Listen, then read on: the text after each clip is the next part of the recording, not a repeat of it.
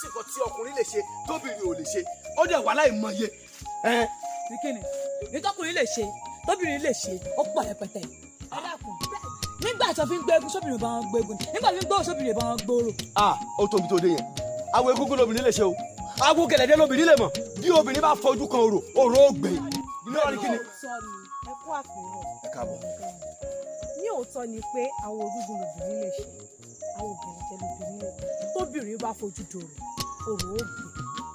ìyá mi obìnrin kankan ò gbọdọ̀ bá wọn wọ gbòòrò obìnrin tó bá wọ gbòòrò obìnrin bá wọn gbóbi mọ́mọ́ láyé obìnrin ò gbọdọ̀ bá wọn gbé eégún obìnrin tó bá gbé eégún yóò yàgàn ọkọ ò máa kú mọ́ lórí ni obìnrin lè joyè tó bá jẹ́ ọmọ ilé ọlọ́jẹ̀ lórí ìyámọ̀dẹ̀ ló lè jẹ́ dé ẹ̀yin èèyàn mi tó wà ní ilé tẹ̀ ń wò wá sinimá kan la máa fẹ́ polówó fún yín àgbàyanu sinimá ni ọmọdé àgbàlagbà àti mùsùlùmí àti kìrìsìtẹ́nì àtẹlẹ́sìn ìbílẹ̀ ló yẹ kó wo sinimá yìí o Egúnbìnrin ní àkọlé ẹ̀ ó jáde láti ọwọ́ ìyá wa ẹni tẹ́ ẹ ti mọ̀ bí ẹni mọ owó ẹ bá wa dárúkọ yín fún wọn. orúkọ tèmi ni prophetess Olúwatúnmiṣe Àníkẹ́ Adédèjì.